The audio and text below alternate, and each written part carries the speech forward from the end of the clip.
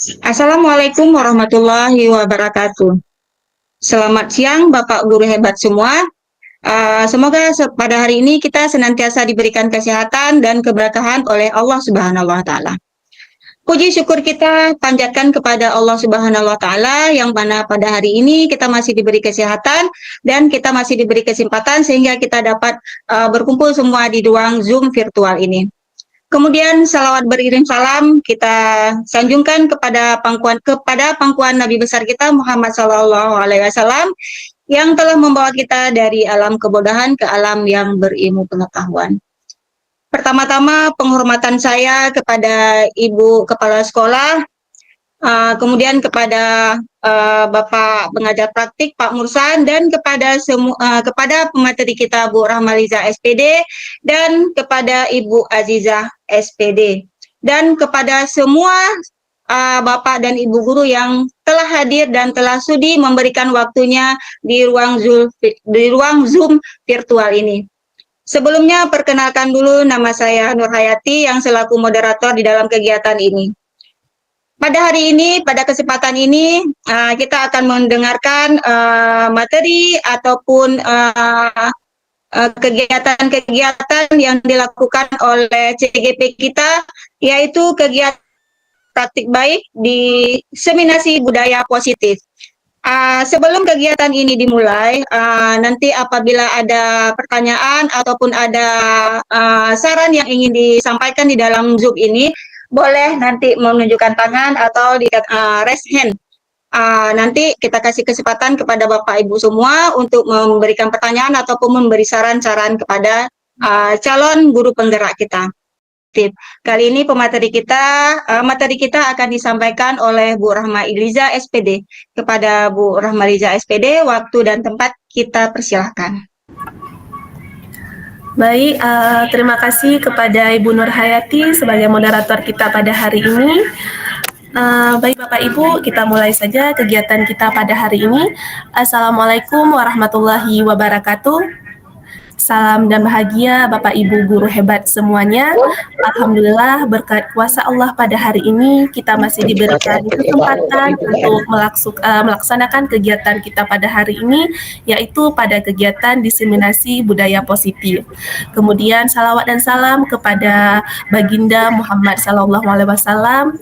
Berkat perjuangan beliau, akhirnya kita masih dapat kesempatan untuk belajar seperti yang kita laksanakan pada saat ini.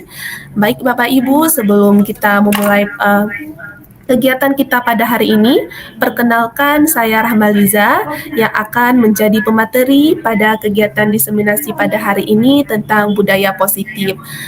Bapak Ibu, saya ucapkan terima kasih banyak karena telah sudi hadir kiranya meluangkan waktu Bapak Ibu di siang hari ini, di mana saya tahu dari siang tadi kita pasti dari pagi tadi ya, kita sudah melaksanakan tugas kita sebagai guru di sekolah, baik juga staf yang ada di sekolah. Namun siang ini kita masih dilanjutkan dengan kegiatan diseminasi bersama kami di sini. Terima kasih banyak atas bantuan dan kehadiran Bapak Ibu semuanya pada ruang virtual ini.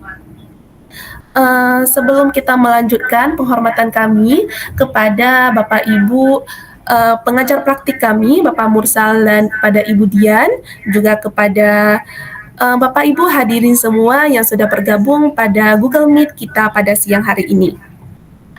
Sebelum kita mulai juga Bapak Ibu, mohon maaf saat ini saya bertugas sebagai pemateri pada hari ini. Namun itu bukan berarti saya lebih hebat atau lebih baik daripada Bapak Ibu semuanya. Namun hal ini kita lakukan sebagai bentuk sharing ilmu dan pengalaman kita terkait budaya positif, juga sebagai salah satu tuntutan saya sebagai tugas dalam program guru penggerak yang sedang kami jalani saat ini. Kami berharap dari kegiatan ini akan adanya umpan balik yang membangun dan kolaborasi dari Bapak Ibu semua, juga partisipatif aktif agar kegiatan kita ini pada hari ini dapat berjalan dengan lancar sebagaimana kita harapkan.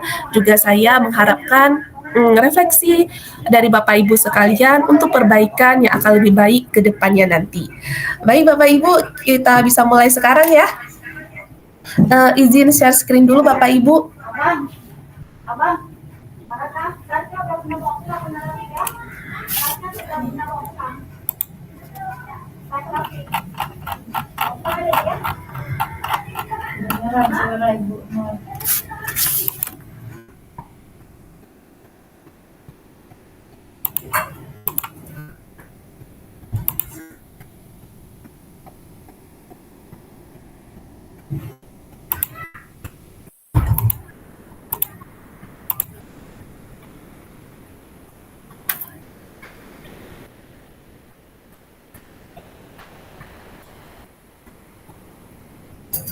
Bagaimana Bapak Ibu, sudah kelihatan? Jika sudah kelihatan, saya tolong minta jempolnya Bapak Ibu untuk memberitahukan saya bahwa layarnya sudah kelihatan. Baik, sudah kelihatan ya. Nah, pada hari ini saya akan menyebarkan pemahaman dan penerapan pengalaman tentang budaya positif pada CGP Angkatan 11 Kabupaten Biren. Ya, Bapak Ibu, sebelum kita mulai kegiatan kita pada hari ini, tadi mungkin kita udah agak capek ya, tapi sekarang kita karena sudah lelah, capek, pasti kita butuh liburan, ya kan? Nah, sekarang saya ajak Bapak Ibu semua untuk liburan. Kali ini kita akan liburan, tapi melalui virtual. Dalam ice breaking bersama saya. Di sini saya punya ice breaking, 1 tahun itu ada 12 bulan. Benar ya, 1 tahun ada 12 bulan, seperti yang kita ketahui. Ice breakingnya, saya ini udah punya 2 bulan 1. Bulan 1. Ingat, Januari kita pergi ke Singapura. Bulan 1, itu Januari, kita pergi ke Singapura. Bulan 2, Februari, kita pergi ke Denmark. Bulan 3, Maret, pergi kemana ya? Ada yang mau jawab? Bagaimana? Bulan Maret kita mau kemana? Oke, Ibu Nanda. Silahkan Ibu Nanda. Bulan Maret kita mau kemana Bu Nanda? Di bulan 3. Mau kemana? Suaranya nggak kedengaran Ibu. Bulan 3 kita akan pergi ke Tiongkok. Oh, bulan 3 kita akan pergi ke Tiongkok. Oke, boleh. Seru ya. Ngapain kita di sana? Jalan-jalan shopping. Oke, terima kasih Bu Nanda. Bulan 3 Maret kita akan ke Tiongkok. Oke, yuk kita kasih semangat dulu untuk Bu Nanda. Terima kasih banyak Ibu. Kemudian di bulan 4 April kita pergi kemana? Mau liburan kemana? Ayo. Salah ya, dari ini ya. Belanda. Oh, Bu Azah mau ke Belanda. Nah, Bu Azah mau ke Belanda. Coba ingat lagi, Bu Azizah. Ini clue kita dulu. Coba ingat lagi. Tadi emang clue-nya saya nggak jelaskan gimana. Tapi, ya kalau kita perhatikan, itu dengan baik-baik ada tuh. Bulan 1, Januari perginya ke Singapura. Bulan 2, pergi ke Denmark. Tadi bulan 3, Maret perginya ke Tiongkok. Bu Nandanya udah bener. Ayo, Bu Aziza, lebih fokus. Gimana itu? Bulan 4, April pergi ke mana Ibu Aziza? Udah dapat? Eropa. Ah iya, bulan 4, April perginya ke Eropa. Oke, ini sekarang bulan keberapa lagi? Bulan ke-5. Ada yang mau jawab? Bulan ke-5 kita mau kemana? Bulan ke-5 bulan apa? Mei. Bulan Mei. Mau kemana? Oh, ada Ibu Tria. Oke, Ibu Tria silahkan. Bu Tria, kita bulan Mei mau kemana? Bulan ke-5 ya? Mei. Kita pergi ke Mesir. Gimana? Mikir dulu. Mesir betul nggak ya? Betul ya Ibu? Mau kemana? Ke Mesir. Ke Mesir. Nah, ini. Salah ya? Lagi. Kalau nggak ke Libanon deh. Jadi saya kasih tahu Ibu, bulan keempat itu kan dulu, berarti Oh ya ya. kita pergi ke Eropa. Tadi berarti kalau sekarang bulan 5, Berarti L ya. bulan 5 L. Mei pergi ke Libanon, Libanon. Perang Libanon. Oh, mau perang kita nih. Oke, boleh ke Libanon. Yuk, lanjut. Ada lagi bulan Juni. Bulan ke berapa? Ke-6. Bulan 6 kita pergi ke Jerman. siapa lagi? Putria lagi? Mau jalan-jalan lagi setelah dari Lebanon? Oke, mau kemana? Mau ke Jepang. Jepang. Mau ke Jepang. bulan ke-6. Juni. Eropa mungkin Bu Liza ya. Nggak dengar, Bu Nur. Mungkin kita ke Eropa Bu Liza ya. Ke Eropa, Bu Nur? Ya. Oh iya, bisa ke Eropa. Bu Nurnya fokus nih, tahu cluenya. Sekalian ya, Bu Anita. Kita mau kemana lagi nih? Kita di bulan ke-7. 7. Bulan Juli. Kita mau kemana? Pertama ya. Thailand. Oh Turki. iya, mau ke Thailand. Turki. Oke, kayak udah jauh nggak jalan-jalannya ya? Ada yang mau masih jalan-jalan lagi? Atau udah jalan-jalan? Baru deh Bu Liza jalan-jalan terus nih. Oh, jalan-jalan terus. Oke, langsung aja ke bulan paling terakhir ya, bulan 12. Bulan Desember. Ingat, bulan 12. Berarti dimulai dengan huruf apa? Bu Asnida ya. Bu Asnida sudah fokus kali ya di mau liburan. Bu Asnida Mana kemana ya? kita bulan 12? Di Indonesia aja. Denmark. Indonesia. Karena sudah ada Ngapain nih. tuh kita? Ke kota mana? Indonesia aja, Denpasar. Dede. Ya. Oh, ke Denpasar. Oke. Ya, Indonesia. Oke, terima kasih banyak Bapak Ibu semuanya atas Kembali ke Indonesia. Ini aku lagi boleh. Satu bulan ke belakang ya Ibu, karena tadi kita udah ke Desember, kita balik deh ke November. Bulan ke 11 berarti dimulai dengan huruf S. Nah, ayo kita bulan 11, bulan November mau kemana Ibu Zuliana? Ke Spanyol. Di Indonesia aja ya. Spanyol. Mana? Netherlands. Spanyol. Oh, ke Spanyol. Oke, good. Tepuk tangan. Oh, waduh. Kita nih udah kemana-mana ini. Alhamdulillah ya, berkat hari ini ketemu virtual ternyata bisa jalan-jalan. Oke, udah lebih baik ya, udah jalan-jalan ya.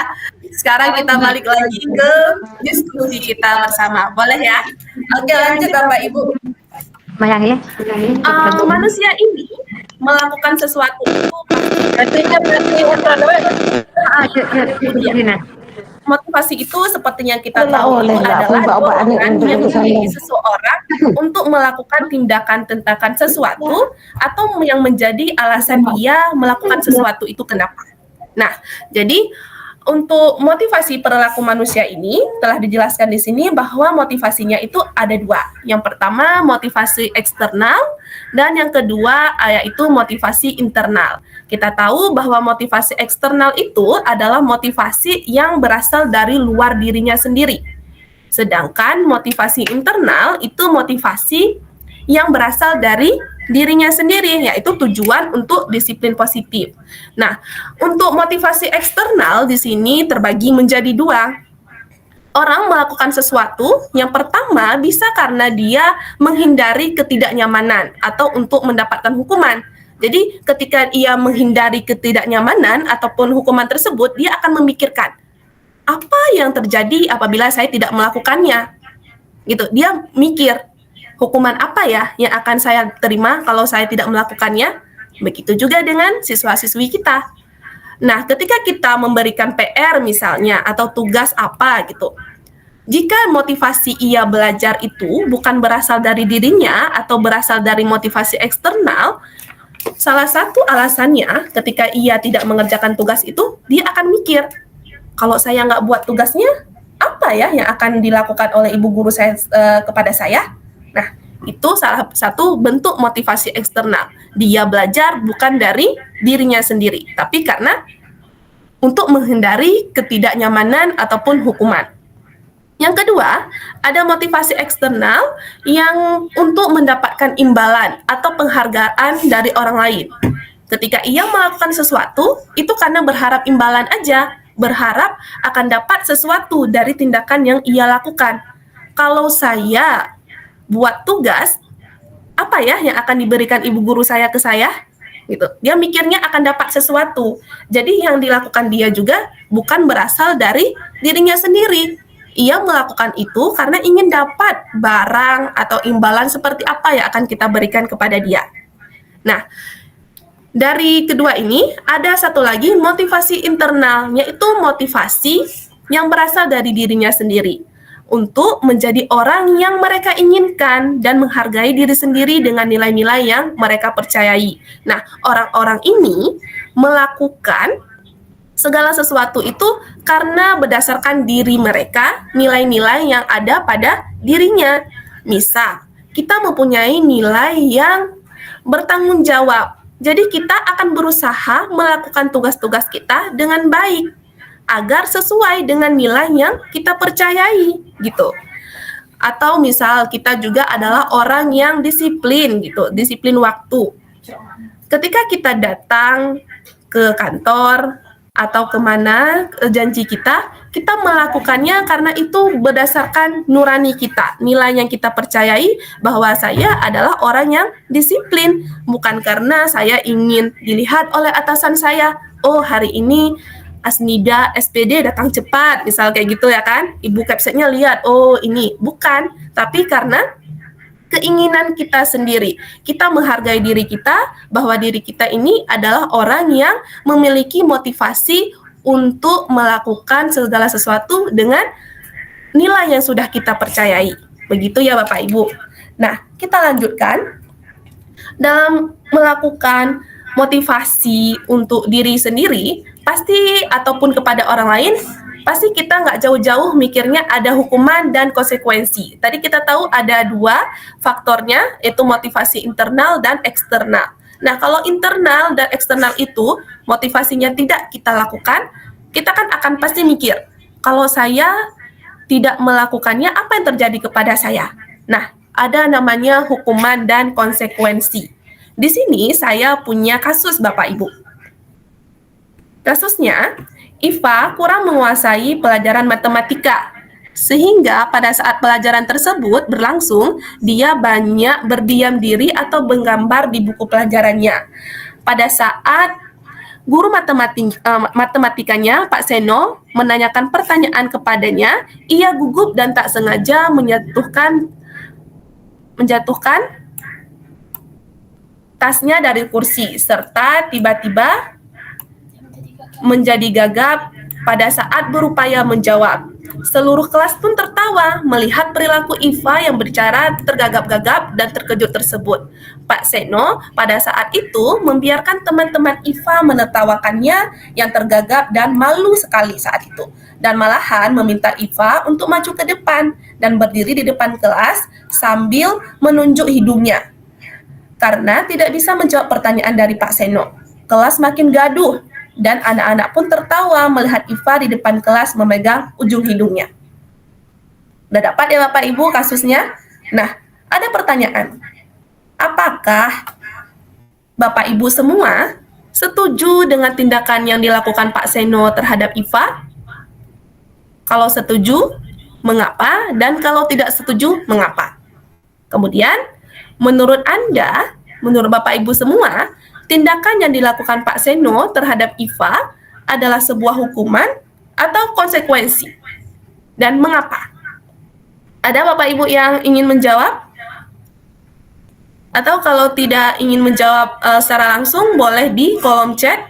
Kita berikan waktu 2 menit Bapak Ibu. Silakan untuk menuliskan atau raise hand untuk dapat menjawab langsung 2 pertanyaan ini. Menurut Bapak Ibu, apakah ini termasuk hukuman atau konsekuensi?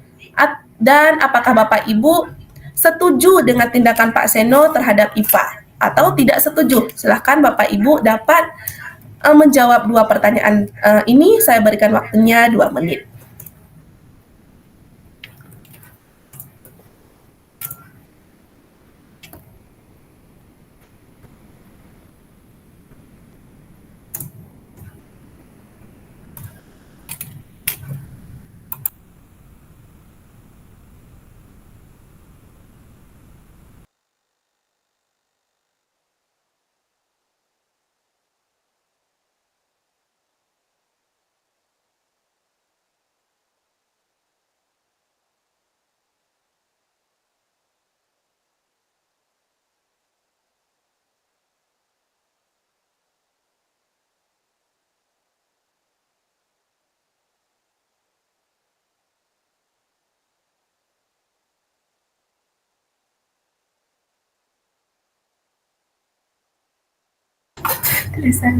Oke, ini ada jawaban dari Ibu Azizah.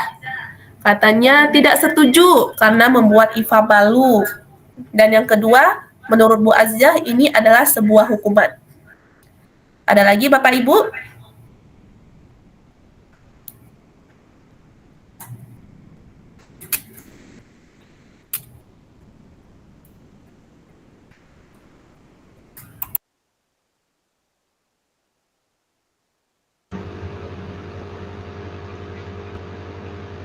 Oke, Ibu Darmi, silakan Ibu. Boleh saya menjawab?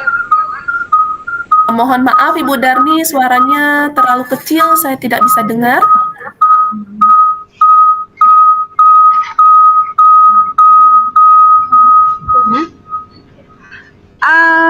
Saya akan mencoba menjawab pertanyaannya. Saya juga tidak setuju dengan tindakan Pak Seno terhadap Iva karena membiarkan anak tersebut ditertawakan oleh kawan-kawannya. Jadi dia dia menanggung malu karena di depan kawan-kawannya itu. Walaupun tadi tidak bisa menjawab karena kelalaian dia, tapi tidak seharusnya diperlakukan seperti itu.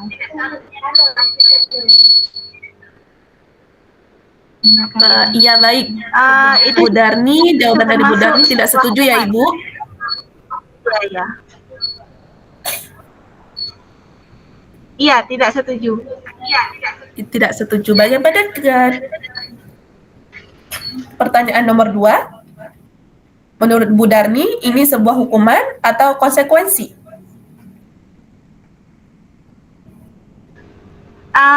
Sebuah hukuman. Sebuah hukuman. Oke, baik. Jawaban Ibunya kita kunci ya. Tadi udah ada 2 jawaban dari Ibu Azizah. Yang Bu Azizah juga mengatakan tidak setuju karena membuat Iva malu. Dari Bu Darni juga begitu. Bu Darni tidak setuju karena Pak Seno membiarkan teman-teman Iva untuk menertawakan Iva yang sedang tergagap dan malu di depan kelas. Dan menurut Ibu Azizah dan Ibu Darni, keduanya adalah hukuman yang diberikan Pak Seno kepada Iva. Bagaimana Bapak Ibu? Masih ada yang ingin menjawab? Komentar situ. Darah-darah.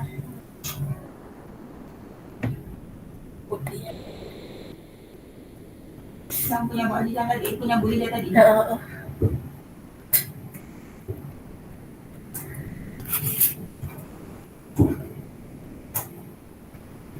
Oke, sepertinya sudah tidak ada, kita lanjut. Baik, hukuman atau konsekuensi? Nanti kita akan jawab bersama-sama Bapak Ibu. Nah, sekarang kita beralih ke sini dulu. Saat kita berulang kali menjanjikan hadiah kepada anak-anak agar berperilaku bertanggung jawab, atau kepada seseorang murid akan mempelajari sesuatu yang baru, atau kepada seorang karyawan akan melakukan pekerjaan yang berkualitas, kita sedang berasumsi mereka tidak dapat melakukannya, atau mereka tidak akan memilih untuk melakukannya. Ini sebuah pemikiran dari Alfikon.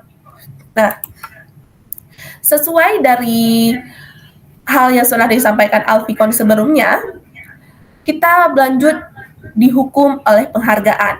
Ini sesuai dalam bukunya Punish and Rewards tahun 1994 dan wawancara ASCD Annual Conference pada Maret 1995, ia mengemukakan penghargaan maupun hukuman adalah cara-cara mengontrol perilaku seseorang yang menghancurkan potensi untuk pembelajaran yang sesungguhnya. Jadi bisa kita simpulkan ya, penghargaan maupun hukuman itu cara kita mengontrol perilaku seseorang. Untuk apa kita lakukan itu? Untuk menghancur potensi yang ada pada dirinya. Gitu. Kemudian, tindakan belajar itu sendiri adalah penghargaan sesungguhnya. Tindakan proses yang mereka lakukan saat ia belajar itu sebenarnya sudah penghargaan. Tanpa kita berikan permen misalnya, tanpa kita berikan medali yang bagaimana misalnya di dalam kelas. Sebenarnya tindakan dalam belajar itu saja adalah penghargaan untuk ia, karena ia mendapatkan pembelajaran yang baru. Kemudian tindakan kita memberikan penghargaan, nilainya itu sama dengan menghukum seseorang. Memberikan penghargaan itu bisa menghukum seseorang. Kenapa? Karena dihukum oleh penghargaan ini sebenarnya sangat banyak bentuknya Bapak Ibu. Yang pertama, penghargaan itu dia berpengaruh jangka pendek dan bisa berpengaruh jangka panjang. Jika dia berpengaruh jangka pendek, mungkin ketika dia diberikan penghargaan, oh dia senangnya di saat itu aja. Tapi ada orang yang penghargaan itu bisa jadi jangka panjang, sehingga kepada dia tuh membuat dia merasa, kalau kita bilang, udah sombong, nggak mau lagi dia, karena dia udah merasa udah oke. Jadi ketika dia ini nggak mau lagi berusaha. Kemudian kalau kita memberikan penghargaan, kita berasa dihukum juga karena penghargaan itu dapat merusak hubungan. Bagaimana dapat merusak hubungan? Ketika dalam satu kelas, misalnya kita punya 20 siswa, ya kan? Kita berusaha, kita memberi penghargaan untuk satu anak kita. Misal kita sebut namanya Putri. Putri dan Siska itu temenan. Putri kita beri penghargaan dan Siska kita biarkan begitu aja tanpa kita berikan penghargaan yang sama. Padahal mungkin pekerjaan mereka itu sama. Nah, Siska yang mendengar kita memberikan pujian kepada Putri itu bisa merasa iri, merasa marah kepada Putri, sehingga hubungan mereka yang tadinya sahabatan, best friend sekali, bisa renggang hubungannya karena penghargaan yang kita berikan hanya kepada Putri saja, gitu. Siskanya merasa itu tidak adil. Dia merasa iri terhadap apa yang kita lakukan karena kita memberikan penghargaan hanya kepada satu anak saja. Kemudian penghargaan juga tidak efektif. Kenapa tidak efektif? Kita ingat tadi motivasi itu ada dua kan, internal dan eksternal. Salah satu yang eksternalnya itu adalah karena ingin mendapatkan hadiah atau penghargaan. Nah, ketika kita memberikan penghargaan ini kepada anak didik kita, berarti kan halnya tidak efektif. Dia melakukan itu karena berharap dapat hadiah. Jadi ketika dia tidak dapat hadiah, apakah dia akan belajar dengan lebih baik? Kan belum tentu. Karena tadi kalau dia motivasinya eksternal, udah tentu tidak akan lebih baik. Karena apa? Dia melakukan ini karena ingin dapat hadiah, gitu ya kan? Jadi penghargaan ini tidak efektif diberikan. Kemudian penghargaan juga mengurangi ketepatan. Kenapa bisa mengurangi ketepatan? Misal, kita memburu-burukan. Jadi ketika kita memburu-burukan, dia kan jadi kepepet tuh, pengen cepet-cepet juga. Padahal sebenarnya yang dia lakukan itu mungkin akan lebih brilian jika ada lebih banyak waktu. Sehingga juga dia bisa mengurangi kreativitas dia. Yang tadinya dia mungkin mau tambah ekornya lagi, mau tambahin bunganya lagi, atau bagaimana. Tapi karena kita yang anak-anak tahu mungkin suka beri penghargaan segala macam, itu bisa mengurangi kreativitas dia. Dan tentu saja karena kreativitasnya menurun, kualitas juga akan menurun, begitu. Dan penghargaan itu juga menghukum. Bagaimana maksudnya menghukum? Ketika kita memberi penghargaan, dia kan dicap tuh, oh dia orang ini, dia orang kayak gini, dia orang paling pinter gini. Tapi suatu saat kita ingat bahwa kita punya potensi dan bakat yang berbeda-beda dari setiap anak itu. Anak yang pintar di matematika belum tentu pintar di IPAS gitu. Atau mungkin anak yang pintar di matematika belum tentu SBDP-nya juga bagus gitu kan. Jadi ketika dia dicap sebagai ini, pas ketika dia di pelajaran lain tidak seperti itu, dia kan akan merasa itu adalah hukuman bagi dia karena dia tidak dapat mendapatkan penghargaan yang sama ketika dia dalam pelajaran matematika gitu. Dan ada lagi yang terakhir itu motivasi dari dalam diri. Ketika dia itu motivasi dari dalam dirinya bisa berkurang karena dia tadi udah karena diberi penghargaan akan ada ini ada itu, jadi dia udah nggak tertarik lagi gitu ya Bapak Ibu. Mungkin kita selama ini pasti banyak ya kita melakukan penghargaan di dalam kelas kita bersama adik-adik kita. Ketika ia jawab kita, oh bagus deh itu segala macam, ibu kasih permen ya segala macam. Tapi sebenarnya itu kita ingat kembali, penghargaan itu juga dapat menjadi hukuman bagi anak didik kita. Nah, jadi berangkat lagi dari kasus yang tadi Iva dan Pak Seno, sekarang kita coba telaah. Ada hukuman, konsekuensi, dan restitusi. Ketiganya itu berbeda Bapak Ibu. Tadi pertanyaan di kasus Iva dan Seno itu tentang hukuman dan konsekuensi, ya kan? Jadi sekarang kita telaah bersama. Hukuman itu dia tidak terencana, tiba-tiba dilakukan. Misal, Ibu Azizah hari ini harusnya kumpul tugas, tapi Ibu Azizahnya tidak mengumpulkan tugas. Dalam waktu itu, kita langsung bilang, oh kalau Azizah nggak kumpul tugas, Azizah hari ini piket ya di kelas. Padahal itu kita nggak terencana, tiba-tiba aja kita mau melakukan itu. Karena kita tidak senang Azizah tadi tidak mengumpulkan tugas. Jadi, yang kedua, hukuman itu murid tidak tahu apa yang terjadi. Dan karena dia tidak dilibatkan, jadi tiba-tiba aja udah dapat hukuman. Tiba-tiba aja disuruh ini. Padahal dia nggak tahu apa-apa.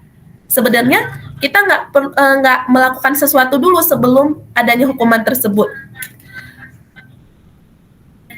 Kemudian dia juga bersifat satu arah. Di mana yaitu dari kita doang. Anak-anaknya nggak sepakat, nggak setuju dengan itu.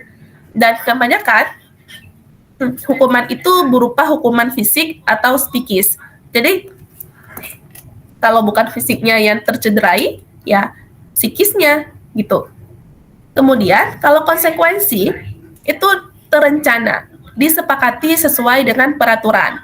Jadi kita sama anak-anak kita di kelas itu udah ngomong duluan. Nah, kita ada tugas atau kita buat dulu kesepakatan sama-sama. Kalau kita tidak menyelesaikan tugas, kira-kira menurut teman-teman semua, kita akan bagaimana? Kita buat peraturan tuh sama anak-anak. Jadi anak-anaknya udah tahu bahwa itu kalau dia tidak melakukan A, akan terjadi apa ke dia. Gitu, dia udah tahu sebelumnya. Beda ya sama hukuman tadi yang tiba-tiba. Nah, kemudian yang kedua, murid tetap dibuat tidak nyaman. Jadi ketika dia melakukan kesalahan, dia tetap tidak nyaman dengan itu. Apa yang dia lakukan, misal kita tadi sepakati kalau nggak kumpul tugas, tugasnya ditambahin.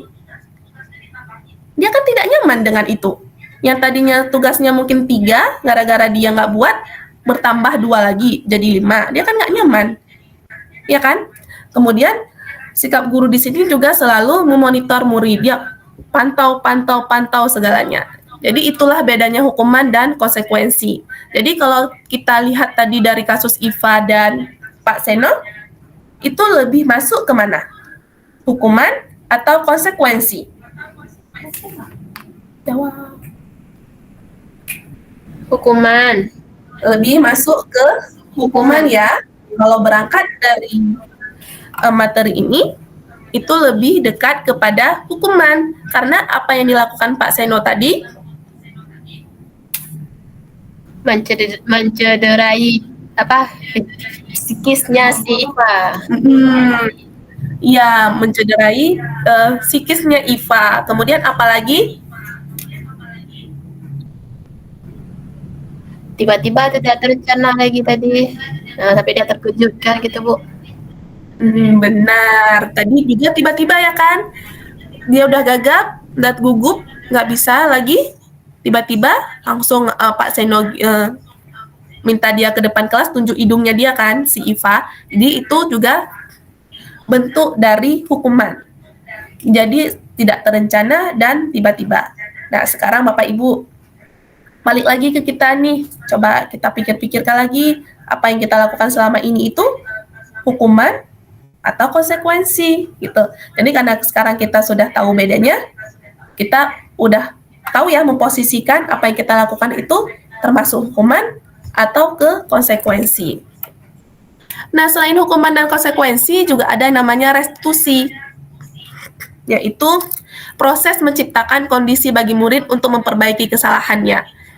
Dan di sini dia itu proses kolaboratif yang mengajarkan murid untuk mencari solusi. Jadi ketika ia melakukan kesalahan, solusi atau penyelesaiannya itu berasal dari dia sendiri.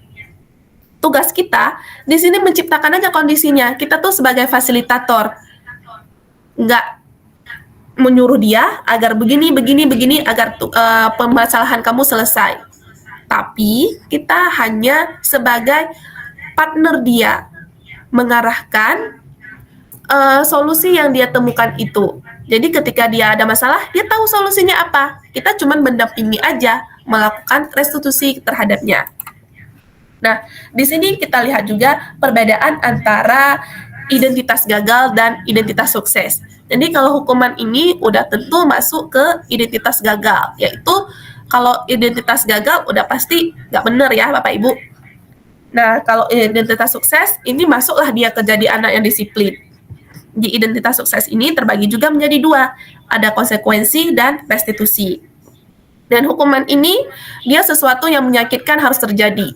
Entah itu tadi dengan hukuman fisik atau psikis, dia kan menyakitkan kepada anak. Namun kalau kepada konsekuensi, sesuatu harus terjadi, namun tidak menyakiti ia.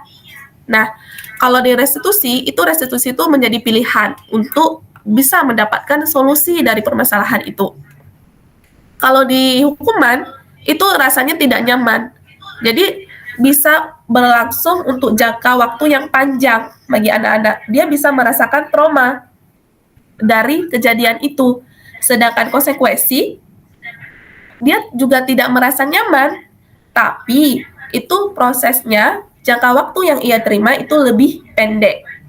Karena dia, tadi kita udah buat kesepakatan kan, dia tahu ketika dia tidak melakukan ini, apa yang ia dapatkan. Gitu. Kalau di restitusi, itu menguatkan murid untuk dalam jangka waktu yang panjang. Jadi ada komunikasi antara guru dan siswa tadi ketika ia dapat kembali kepada kelompoknya atau memperbaiki masalahnya, dia itu dapat menguatkan dia dalam jangka waktu yang panjang. Kemudian, kalau di hukuman, itu korbannya mendapatkan keadilan. Misal, mereka berantem nih berdua, yang pukulnya si A, yang kenanya si B. Si B ini bisa mendapatkan keadilan, karena dia kan yang dipukul tadi korbannya. Jadi si A ini bisa aja melakukan apa ke si B, agar dia selesai tuh masalahnya. Tapi kalau di konsekuensi, korban ini bisa diabaikan. Jadi kita nggak lihat yang mana korban, yang mana pelaku. Kita lebih fokus ke mendamaikan aja, gitu kan? Biasa kayak gitu. Ini yang berantem si Budi sama si Doni. Jadi dua-duanya harus saling minta maaf. Doni minta maaf ke Budi, Budi minta maaf ke Adi, gitu. Nah, kalau di restitusi, itu korban mendapatkan ganti. Jadi gantinya bisa berupa apa? Ya tergantung masalahnya apa. Misal kalau ada anak berantem, kancing bajunya terlepas, mungkin si korbannya mau kancingnya dijahit balik sama pelakunya. Atau ketika ada orang yang melakukan sesuatu, mentumpahkan minum misalnya di atas meja orang lain, dia minta agar meja itu dilap kembali. Nah, itu restitusi. Kemudian ada juga sistem tidak akan berjalan dengan bila murid tidak takut. Kalau misalnya di konsekuensi, kita itu memerlukan monitoring dan supervisi terus-menerus dari guru agar anak-anak ini paham betul ketika ia melakukan kesalahan, apa sih yang akan ia dapatkan gitu? Ada konsekuensinya kan? Tapi kalau di restitusi, itu murid itu belajar untuk bertanggung jawab terhadap perilakunya.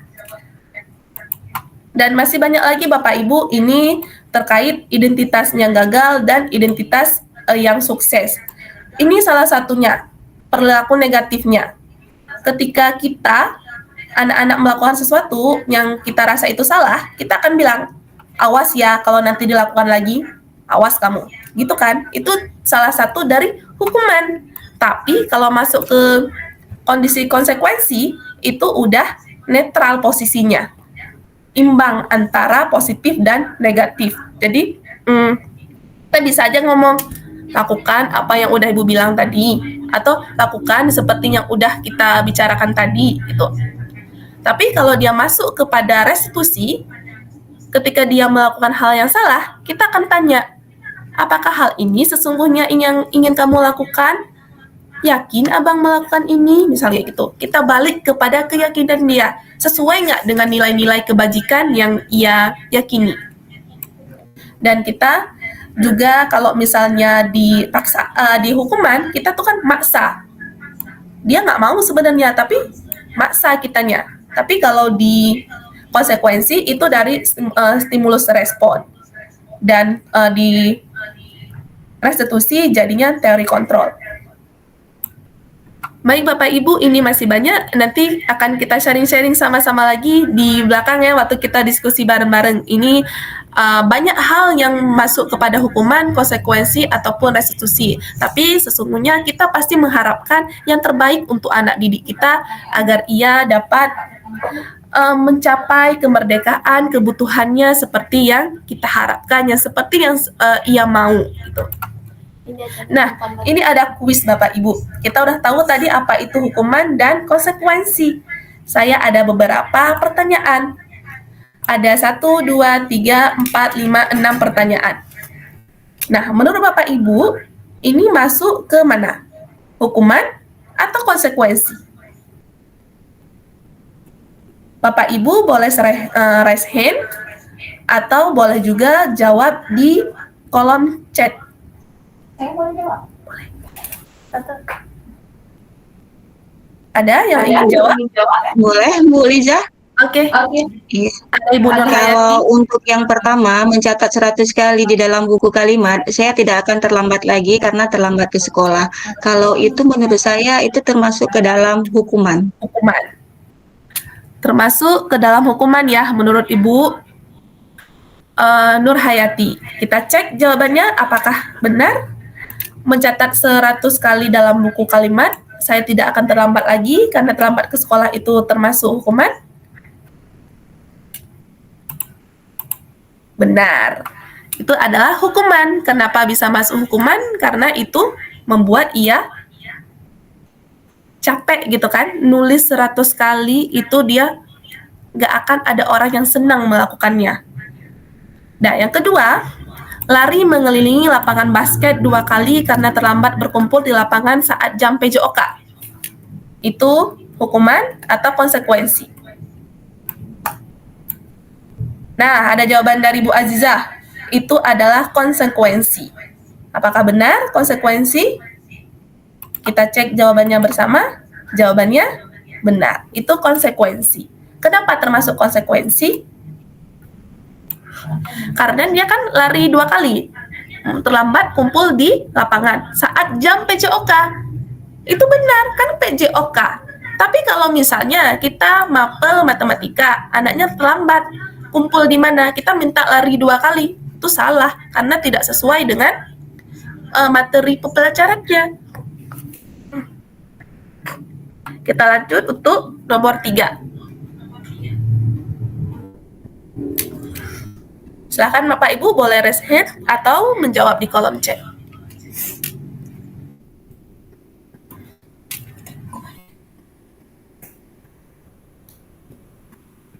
Hukuman. Ada jawaban dari Ibu Azizah dan Ibu Nur Hayati. Murid diminta untuk push up 15 kali karena tidak menggunakan masker di sekolah. Itu adalah hukuman. Benar. Kemudian yang nomor 4, menggantikan kertas tugas teman yang telah dicoret-coret.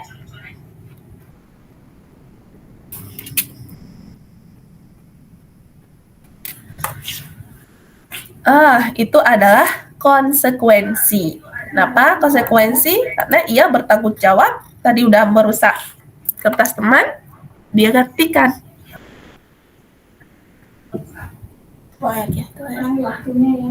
Nah, selanjutnya membersihkan tumpahan air di atas meja tulis karena tersenggol pada saat belajar. Ada lagi yang ingin jawab? Ibu Darni, Ibu Asnida, atau Ibu Luciana?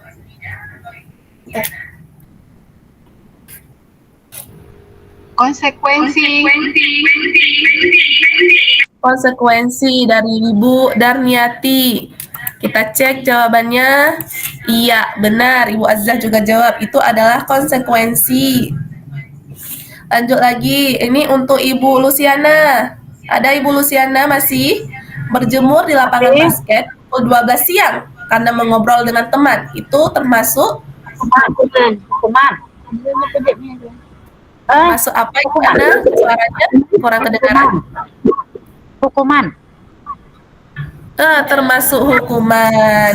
Benar sekali, karena itu mencederai dia ya kan, secara fisik, capek, panas, dan dia juga bisa malu, tuh kan, secara psikisnya. Oke Bapak Ibu, kita berarti udah bisa nih, pinter nih kita di sini ya, udah bisa mengetahui yang mana hukuman dan yang mana konsekuensi.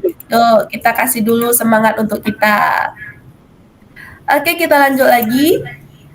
Sebagai guru, kita juga punya 5 posisi kontrol pada diri kita.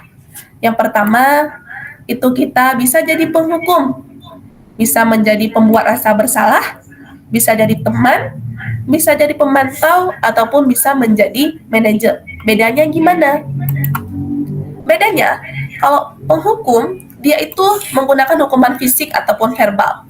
Jadi, dia itu nggak mau tahu alasannya apa, segalanya apa. Tapi dia itu, yang dia tahu cuman, pokoknya kamu patuhi aturan saya, atau awas saja kamu. Atau dia bisa bilang, kamu selalu saja salah. Padahal kan belum tentu.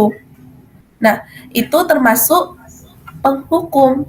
Coba ingat, apakah kita termasuk penghukum? Nah, lanjut yang kedua, itu posisi kontrolnya ada pembuat rasa bersalah. Ini biasanya kita akan bersuara lebih lembut.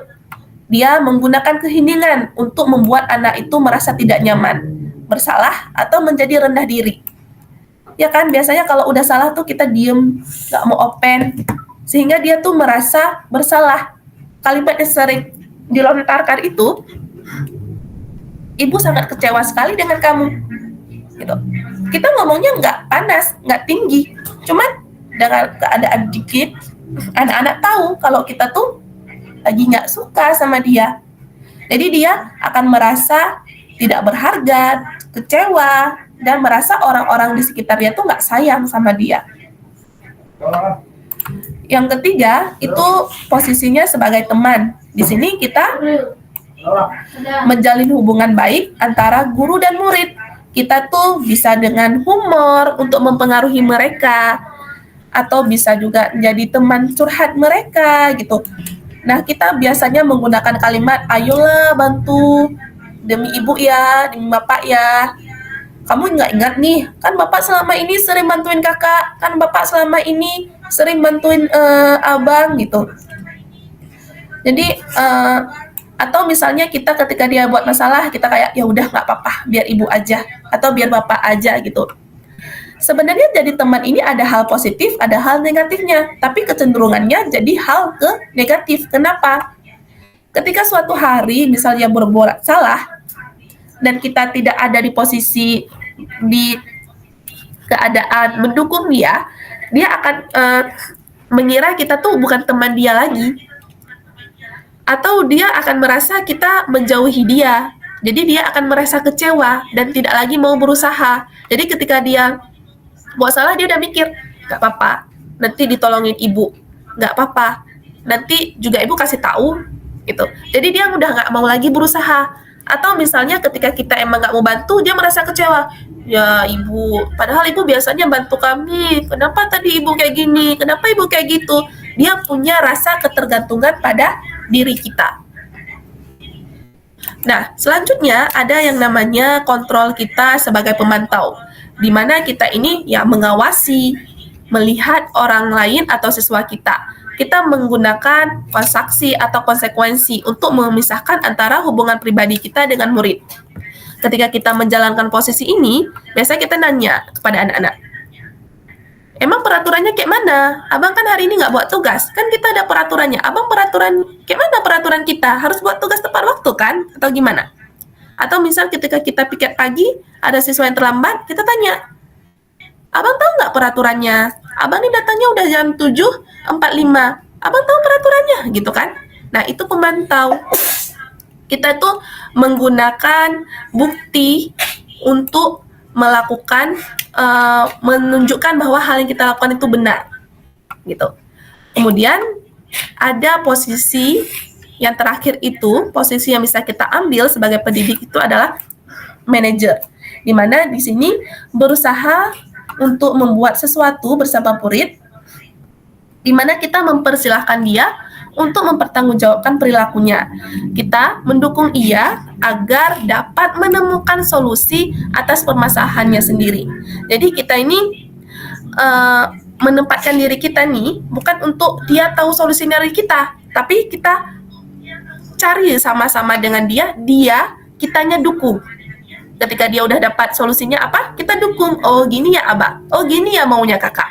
Jadi kita untuk melakukan ini bisa kembali kepada keyakinan kelas. Berarti kita tanya nih, abang kan kita udah punya keyakinan kelas, apa yang kita yakini bersama?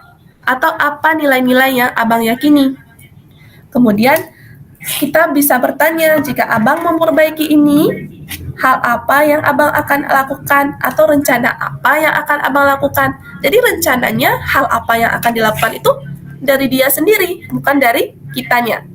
Dia yang mikir, oh saya tadi menumpahin minum, jadi solusinya apa? Dari dia, kitanya dukung. Oh ibu saya mau lap aja, jadi kita dukung, oke, abang lap ya, kita lap ya mejanya, ketumpahan air minum, gitu. Jadi solusinya dari dia, bukan kita yang dikte dia. Jadi Bapak Ibu, udah ada 5 posisi kontrol sebagai guru. Yuk kita sama-sama telaah kembali, kita ini maunya ada di posisi yang mana. Dari semua posisi kontrol ini, tentu kita pengennya jadi posisi manajer ya. Ya kan, nggak ada kan yang mau jadi penghukum ke anak didik kita. Ya, Nggak ada yang mau jadi pemantau gitu ya. Maunya kita jadi manajer ketika anak kita melakukan kesalahan, ia dapat memikirkan, mencari tahu solusinya yang tepat bagaimana untuk dapat menebus kesalahannya atau untuk dapat memperbaiki apa yang sudah ia lakukan. Nah, ada kuis lagi Bapak Ibu, biar nggak tegang-tegang amat. Nah, kita udah belajar nih posisi kontrol kita. Ada 5 tadi, ada sebagai penghukum, pembuat rasa bersalah, ada pemantau, teman, dan manajer. Nah, di sini saya punya pertanyaan. Posisi kontrol apakah aku? Saya kecewa sekali dengan kamu. Itu posisi kontrolnya sebagai apa? Ada yang ingin jawab? Oh, ini dari Ibu Nur Hayati. Saya kecewa sekali dengan kamu, itu menurut Bu Nur Hayati adalah pembuat rasa bersalah. Kita cek jawabannya. Atau ada yang ingin jawab berbeda?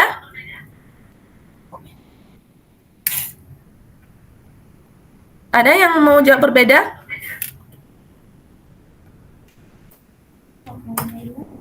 Oke. Ini kalau Bu Azizah bilang itu penghukum. Kita cek jawabannya. Apakah pembuat rasa bersalah atau penghukum? Jawabannya pembuat rasa bersalah. Ketika kita mengatakan, ibu kecewa kali ini sama abang ini, dia kan akan merasa rendah diri. Nggak merasanya, dia tuh nggak berharga. Jadi dia kayak, ibunya marah ini ya. Jadi dia nggak ngerasa oke di hari itu. Lanjut Bapak Ibu, ada lagi.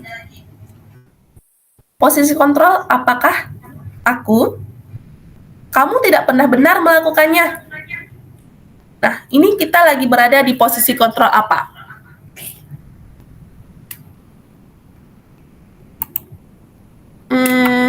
Ada Ibu Ana? Gimana menurut Ibu Ana? Ini kita lagi ada di posisi kontrol apa? Kalau misalnya kita mengatakan kamu tidak pernah benar melakukannya.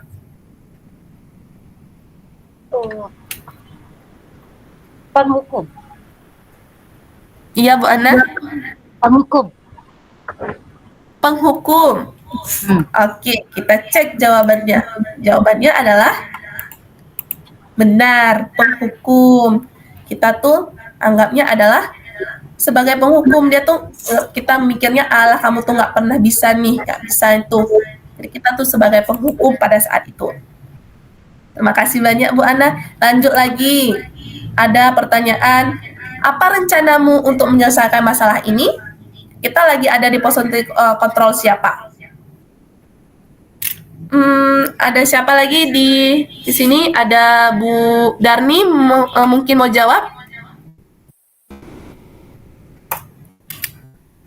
Sudah dijawab oleh Ibu Azizah. Bu Darni juga jawab sebagai manajer kalau kata Bu Azizah. Tapi kalau Bu Darni sebagai teman, yang mana nih jawabannya kira-kira? Kita cek sama-sama ya. Jawabannya adalah sebagai manajer. Jadi ketika kita bertanya, ada nggak rencana abang nih masalahnya untuk menyelesaikan ini gimana? Nah, itu kita ada di posisi seorang manajer. Ada lagi? Sekarang kalimatnya, ayolah lakukan demi Bapak Ibu ya. Gitu. Ini posisi kontrol kita sebagai apa?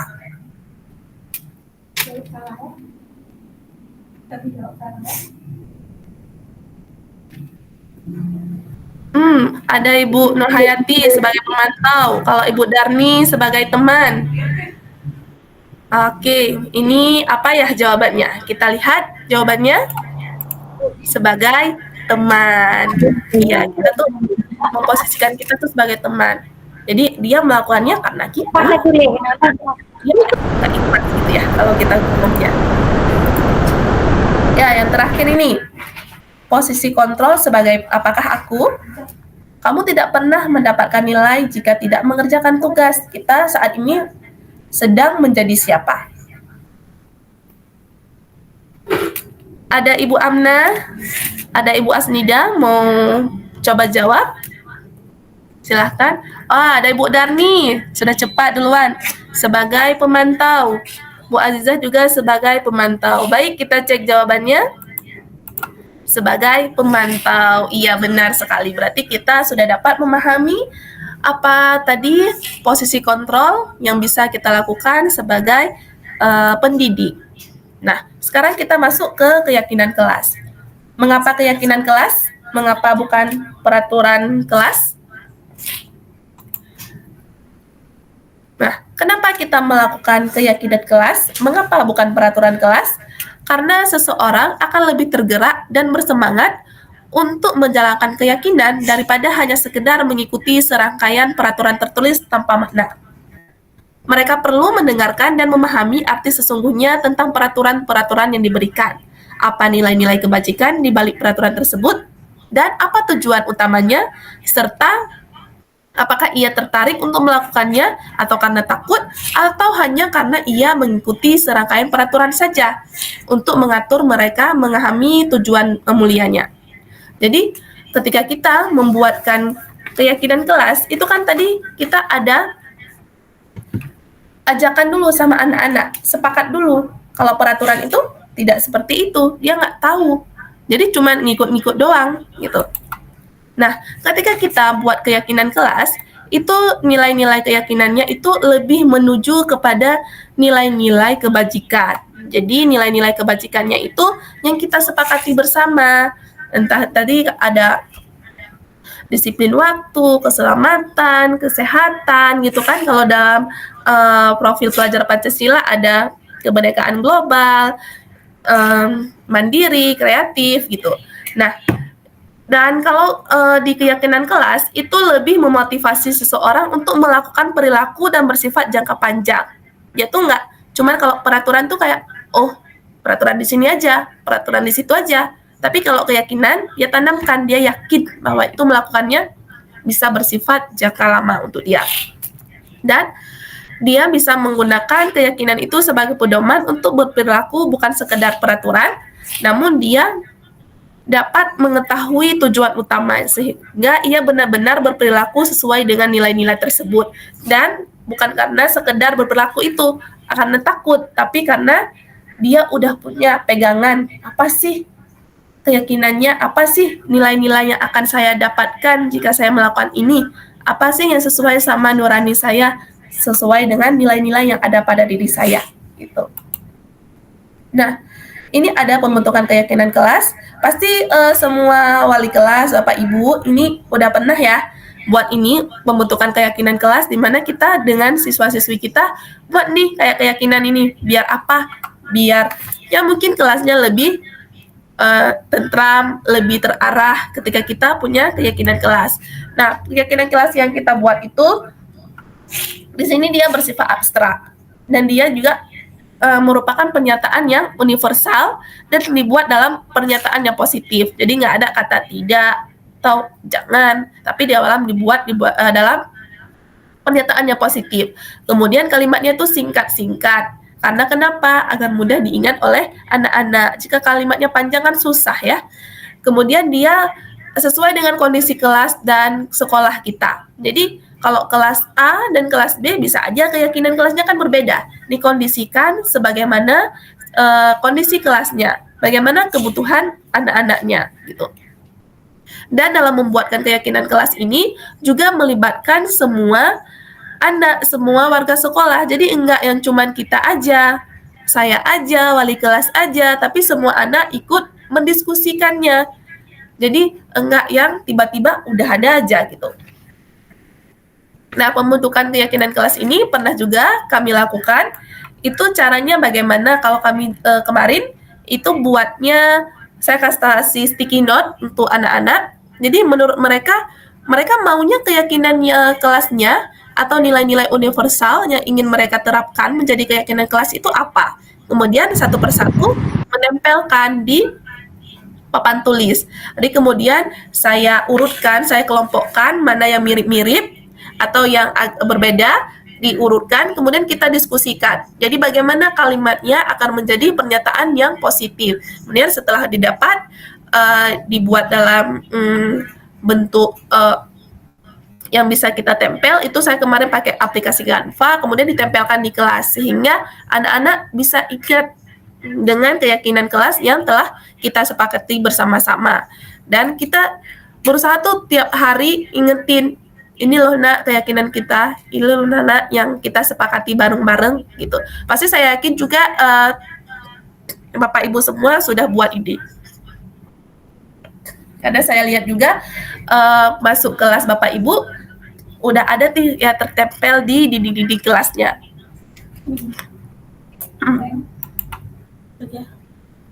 Dan selanjutnya ada segitiga restitusi, yaitu sebuah proses dialog yang dijalankan oleh guru agar dapat menghasilkan murid yang mandiri dan bertanggung jawab. Ini yang tadi sudah kita bahas di depan ya, ada konsekuensi, hukuman, dan restitusi. Inilah dia restitusi. Ketika kita melakukan restitusi ini, itu kita bisa menjalankan dengan 3 hal. Yang pertama, kita bisa menstabilkan identitas dulu, yang ini. Kemudian kita bisa validasi tindakan yang salah tadi, dan kita yang terakhir menanyakan keyakinannya. Dan menstabilkan identitas di sini, kita itu berdasarkan prinsip membuat kesalahan adalah bagian dari proses pembelajaran. Ketika kita melakukan menstabilkan identitas kepada murid kita bisa mengatakan kalimat misalnya, berbuat salah itu wajar kok, gitu kan? Tidak ada manusia yang sempurna. Ibu juga pernah kok melakukan hal itu. Jadi enggak kita begitu dia buat salah, kita langsung tuduh, alah kakak ini selalu buat salah. Enggak. Jadi kita stabilkan dulu dia yang lagi parah, yang lagi emosi, yang lagi ngerasa itu salah banget gitu. Jadi kita bisa stabilkan dulu identitasnya. Kita bisa bilang, oh wajar kok buat salah, namanya juga manusia kok, gitu kan. Atau kita juga bisa bilang, ibu tuh nggak cari siapa yang salah, tapi ibu tuh cari solusi dari ini. Atau ketika dia marah kali itu udah emosi, kita bisa bilang juga, abang boleh kok marah, boleh kok nangis, nggak apa-apa gitu. Jadi kita jangan dari menggebu-gebu, stabilkan dulu, jangan makin di puncak. Dan kalau kita ngomong lagi Allah, abang kan emang kayak gitu terus makin marah dong dia. Iya kan? Jadi stabilkan dulu yang dia itu agar dia bisa lebih tenang dan bisa diajak untuk berdialog. Yang kedua, ada validasi tindakan yang salah. Jadi, berdasarkan ini, setiap perilaku itu berupaya untuk memenuhi sebuah suatu kebutuhan tertentu. Jadi ketika dia tadi buat salah, kan kita udah kasih tahu nih, wajar kok buat salah, wajar kok kalau kita mau nangis, kalau kita marah gitu. Ketika dia udah tenang, hal yang salah tadi kita validasi, kita tanya balik. Abang pasti kan punya alasan kenapa abang lakukan itu, ya kan? Atau bisa juga kita bilang, padahal abang bisa melakukan hal yang lebih buruk, tapi ibu bangga loh sama abang, karena abang nggak melakukannya lebih buruk. Di situ kita bisa bisa mengatakan, ibu bangga sama abang karena abang berhasil untuk melindungi sesuatu yang penting menurut abang atau menurut kakak. Jadi kita tuh di sini dia emang salah, tapi kita validasi dulu. Kita kasih sesuatu yang bisa buat dia lebih tenang. Jadi kita tahu dia salah, tapi nggak just dia. Kita di sini lebih ke memberitahu kalau dia salah, pasti dia ada hal-hal, ada alasan di balik perbuatannya yang tersebut. Dan yang terakhir, kita dapat menanyakan keyakinan. Keyakinannya seperti apa? Kita berprinsip pada teori kontrol bahwa pada dasarnya kita ini termotivasi secara intrinsik, yaitu dari diri kita sendiri. Ini balik ke keyakinan kelas. Ketika dia salah, kita bisa tanya, apa ya keyakinan kelas kita? Nilai-nilai apa yang telah kita sepakati? Misalnya, ada siswa kita berantem. Si Doni berantem dengan si Tommy. Misal, korbannya Doni. Tadi, kita kan ajak tuh Tommy untuk diskusi bareng. Kita bisa bilang, iya wajar kan abang marah gitu. Pasti abang punya alasan kan kenapa abang melakukan itu. Nah, ketika dia sudah bisa kita ajak berdialog, sisi yang terakhir dari segitiga restitusi, itu kita tanyakan keyakinannya. Abang, di keyakinan kelas kita, adakah nilai-nilai yang udah kita sepakati? Tadi, saat abang melakukan mungkin bertengkar dengan teman abang, apakah itu sesuai dengan keyakinan kelas kita? Pasti jawabannya kan enggak. Dia kan udah tahu keyakinan kelasnya. Enggak, Bu. Gitu kan? Kita bisa tanya lagi. Apa yang abang langgar? Keyakinan kelas apa yang abang langgar?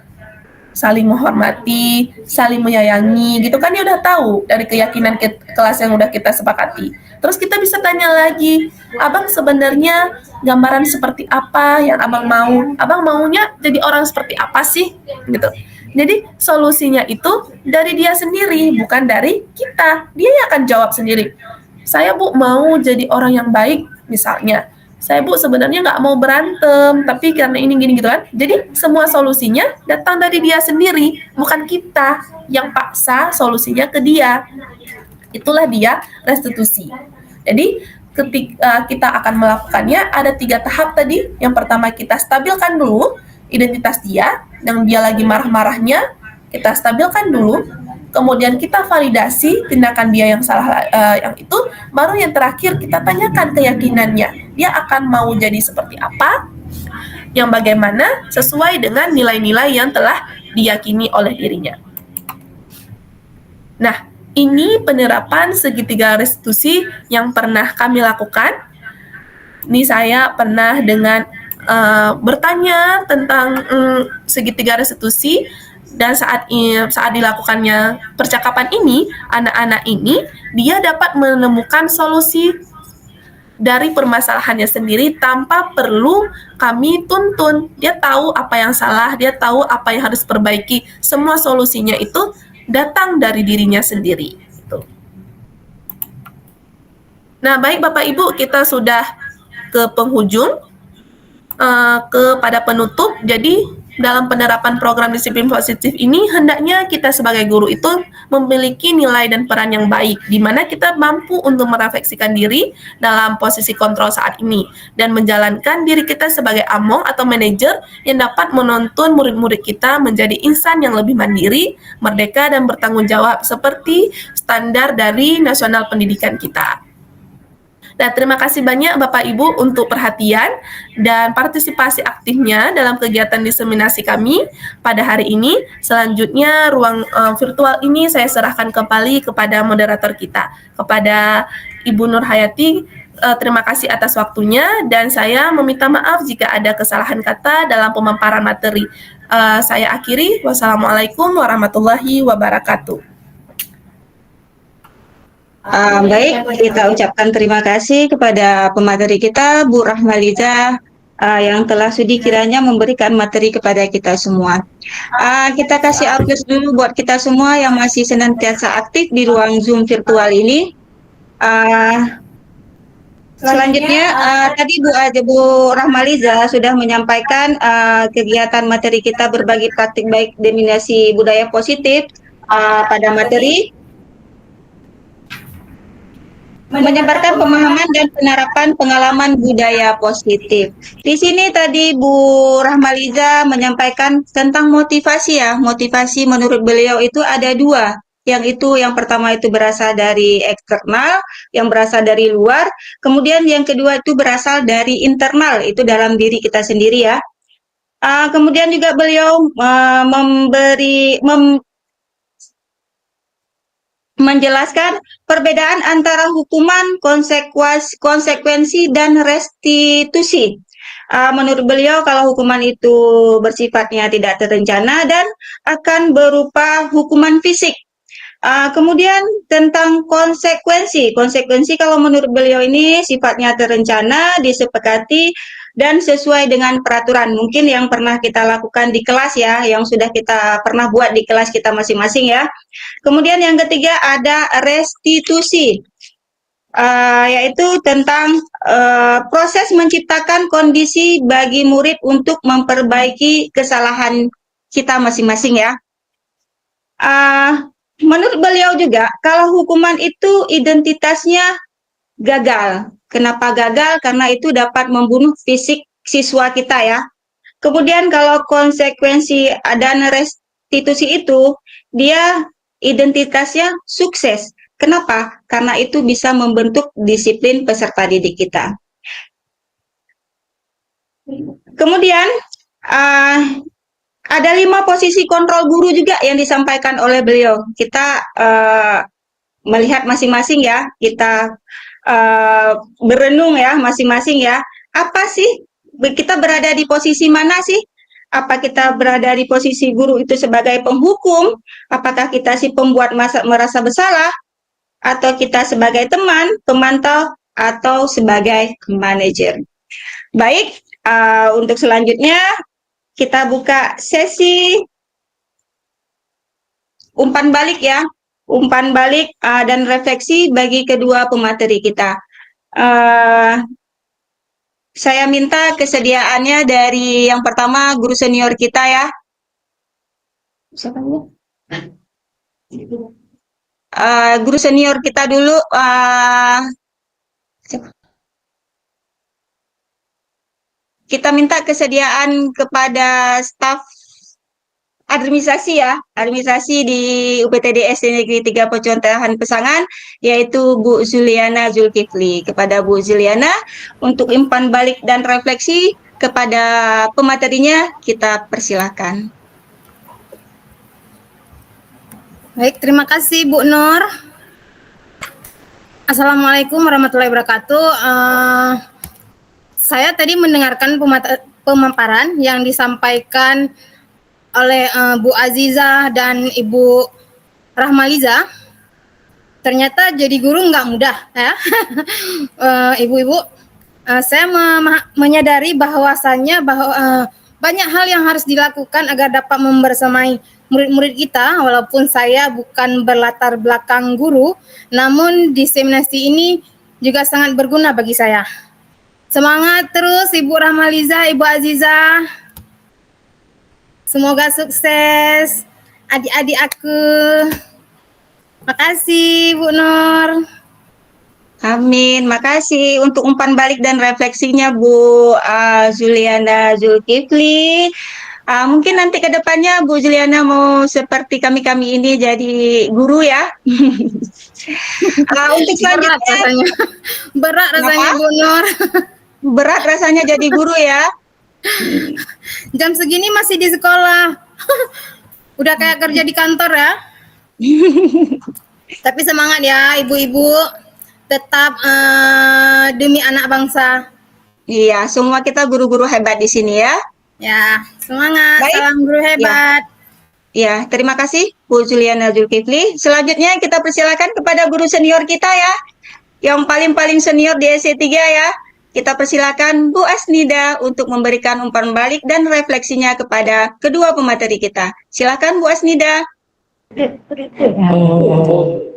Assalamualaikum warahmatullahi wabarakatuh. Jadi refleksi dari kedua guru hebat-hebat kita yaitu Bu Azizah dan juga Bu Rahmaliza.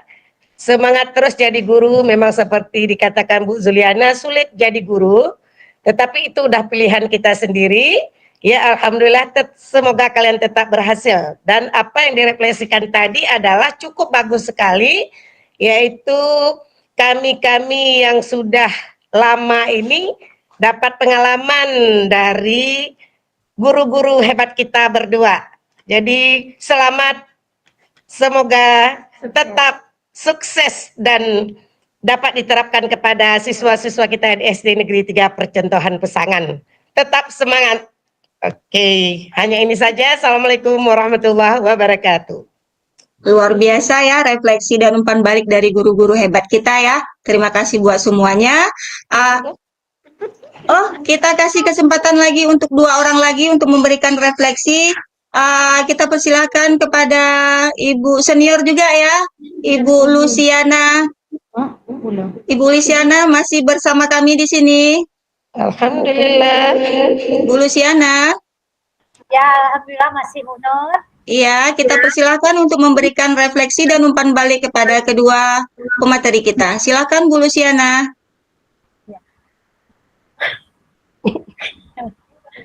Ya, ini apa ya, seperti yang Ibu Ida bilang juga, ini adik-adik kami. Mungkin ini jadi anak saya juga nih ya. Anak ketua. Iya, jadi karena kami ini maklum maupun so, jadi dengan mengikuti ini dari pemateri berdua ini, Ibu Azizah sama Ibu Rahmaliza, saya mendapat ilmu yang begitu berguna. Insya Allah karena maupun so, jadi saya usahakan bisalah menerima atau sekedar menjalankan gitu. Dan saya berharap cita-cita kalian berdua ini, saya berdoa agar tercapai apa yang kalian inginkan. Kami yang tua ini berdoa, semoga kalian berdua berhasil. Itu aja doa dari saya. Baik, terima kasih Bu Ana, luar biasa ya semangatnya ya. Selanjutnya yang terakhir ya, sesi terakhir kita kasih kepada Ibu Cut Putri Al-Humaira untuk memberikan umpan balik kepada kedua pemateri kita. Bu Cut, masih bersama kami? Masih Bu Nur. Iya, silahkan untuk memberikan umpan baliknya. Oke, terima kasih. Baik, umpan balik dari saya hari ini ya, alhamdulillah saya bisa mendapatkan penyegaran ilmu kembali ya tentang terutama tentang budaya positif yang sebenarnya memang sudah kita realisasikan di sekolah ya. Terima kasih juga kepada Ibu Azizah dan kepada Ibu Nur atas kesempatan hari ini. Mari sama-sama kita dapat mengembangkan ya budaya positif ini di sekolah, baik di sekolah maupun di luar sekolah. Terima kasih sekali lagi atas ilmu hari ini. Begitu saja dari saya, terima kasih. Terima kasih juga buat Bu Putri Al-Humairah. Mohon maaf Bu ya. Oke, baik. Sekian dulu untuk materi kita pada hari ini. Sungguh luar biasa ya kedua pemateri kita. Memang sungguh luar biasa. Mungkin nanti ke depannya kita akan termotivasi untuk mengikuti kegiatan CGP di angkatan 12 ya. Mungkin ada pesan atau kesan yang ingin disampaikan oleh kedua pemateri kita untuk semangat-semangat kepada guru-guru yang lain mengikuti guru penggerak di angkatan selanjutnya. Kita persilakan dulu kepada Ibu Rahmaliza.